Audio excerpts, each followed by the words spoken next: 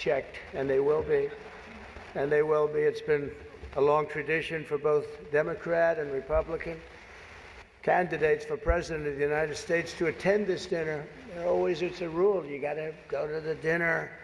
You got to do it. Otherwise, bad things are going to happen to you from up there. You can't do what I just saw on that screen. But my opponent feels like she does not have to be here, which is deeply disrespectful to the event, and in particular to our great Catholic community. Very disrespectful.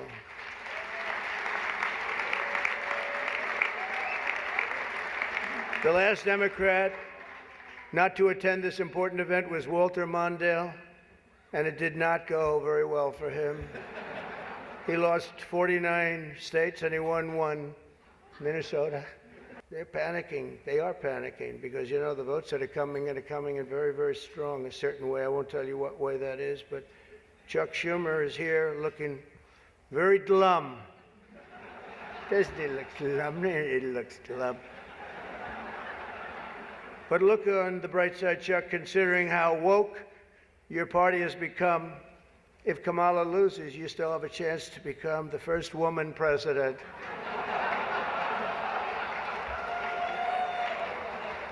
And I actually said, do you mind if I do that? And he said, no, you got to do what you got to do. He's a pro. He's a professional. No, he's a good man, actually. I hate to say it. Don't ever use it against me, please. They'll say, this dinner was really setting me back when I say it now. But I've known him a long time. There's a group called White Dudes for Harris. Have you seen this? White Dudes for Harris. Anybody know? Are some of you here? White Dudes for Harris? Doesn't sound like it. But I'm not worried about them at all because their wives and their wives' lovers are all voting for me. Every one of those people is voting for me. And as you may have seen, Kamala did an interview on Fox News yesterday. It went so poorly for her that the Democrats have been forced to install another 100 drop boxes throughout the city. And the upside really is Kamala now sees the benefit of deportation. She wants to deport people. She's vicious. She wants to deport people, and she wants to start by deporting Bret Baier of Fox. It's an interesting interview last night. Huh? A major issue in this race is child care, and Kamala has put forward a concept of a plan. A lot of people don't like it. The only piece of advice I would have for her in the event that she wins would be not to let her husband, Doug, anywhere near the nannies. Just keep him away. That's a nasty one. That's nasty. I told these idiots that gave me this stuff, that's too tough. Oh, I did. You know, they told me the last time I did this, I was running against crooked Hillary. And, I mean Hillary. No, I was running against crooked Hillary, and I did it. And I thought it was a roast. So I was told it's a roast. And I had the meanest guy you've ever seen write stuff up. And, man, was the room angry. Even the Cardinal remembers. I went overboard. Don't you agree, Cardinal? It was, like, terrible. And I knew I was in trouble around midway through because, you know, people had not, even my own side was angry at me. They were saying, it's too much. But I did it anyway. I didn't give it. Campaigning. Nope. I've got nothing. I've got nothing. There's nothing to say. I guess I just don't see the point of taking shots at myself when other people have been shooting at me for a hell of a long time, and they shoot hard. You know, they say about presidents, they say that Andrew Jackson was the president that was the most meanly treated. His wife died. She died of heartache. She was heartbroken at the way they treated him. And they say that second was Abraham Lincoln, but he was in charge of a civil war, you know. So. But those were the two, Andrew Jackson, up until me. Now they say it's not even close. There's never been a president that's been treated so badly as me, and our people aren't happy about it. But I was treated a little bit rough. But I don't mind it somehow, and I think it's just part of the game. I'd like to thank our MC this evening, Jim Gaffigan, Most recently, Jim has been playing Tim Walsh on Saturday Night Live. And that'll be a very short gig, I hope, Jim. But it was fun while it lasted, wasn't it? Let's see how that lasts. It better be quick. We don't want him, and I'm not going to say anymore. But unfortunately, Governor Walsh isn't here himself, but don't worry, he'll say that he was. He's going to say he was.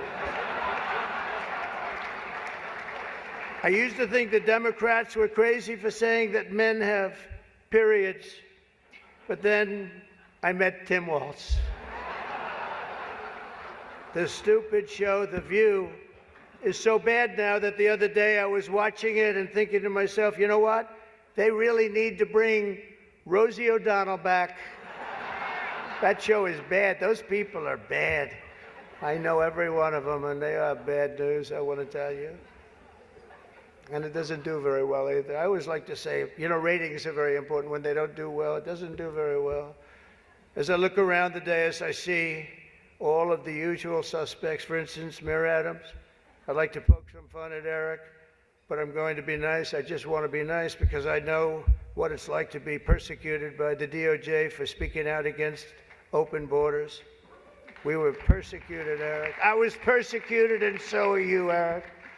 The mayor's dietary restrictions are well known, but I've got to say I've never met a person who's a vegan who liked turkey so much.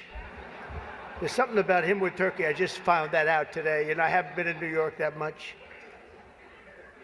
Don't let it, but you're going to win, Eric. We have another former New York City mayor with us, frankly, easily the worst in our history. And it's not Michael, that I can tell you. I'm surprised that Bill Deblasio was actually able to make it tonight, to be honest. He was a terrible mayor. I don't give a shit if this is comedy or not. He was a terrible mayor. He did a horrible job. That's not comedy, by the way, that's fact. But unlike the rest of New York, at least Bill doesn't have to worry about the criminals. They owe him big. He let them get away with a lot of stuff.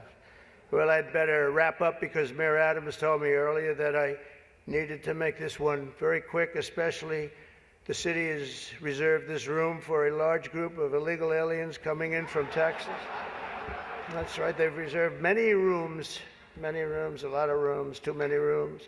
But in all seriousness, it's an honor to be here to support the city and the community. It's a great community that I love. I've been here a long time and I love it. And then it's going to make a big comeback, and I'm going to help it make a comeback. I'm going to win, and I'm going to make a comeback. We're going to turn this thing around. And I want to pay tribute to a really incredible man, a man who was a tremendous politician. And actually, the fact that he was Catholic it probably did him in, right? Nobody knows for sure. But he was a great guy, Al Smith, great guy. Everyone says it, happy warrior.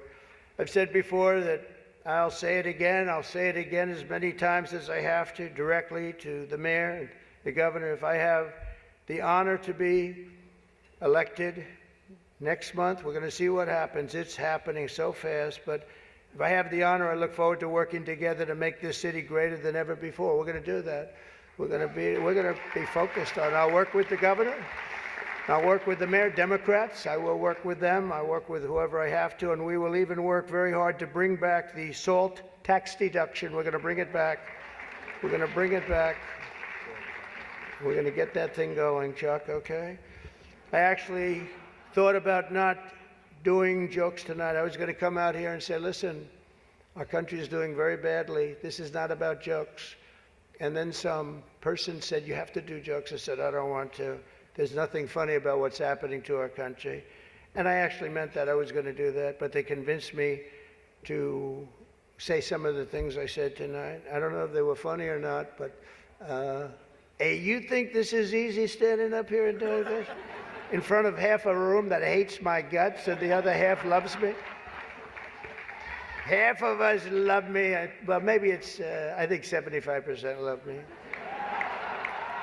But I actually do. I did think about that. And Our country is doing very badly with respect to its open borders and inflation, crushing things happening in the Middle East and Ukraine. It's so sad to see what's happening in Ukraine. Wow.